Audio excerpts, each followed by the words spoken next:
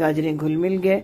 सबसे आखिर में धोकर हम इसमें 4 टेबलस्पून किशमिश हमने डाल दी है और बिल्कुल रेडी हो चुका है हमारा इंतहाई मज़ेदार। ये देखिए कितना प्यारा क्रीमी किस्म का टेक्सचर, बिल्कुल जैसा आप हलवाई की दुकान से गजरेला खरीदते हैं। रेडी हो चुका है। डिश आउट करते हैं अपनी इस लजीज सी रेसिपी को। देखिए आपको दिखाई दे रहा है कि कितना ज़बरदस्त यमी खुशबूदार मज़ेदार किस्म का गजरेला हमारा रेडी हो चुका है। सारे घर में गजरेले की खुशबू फैल चुकी हुई है।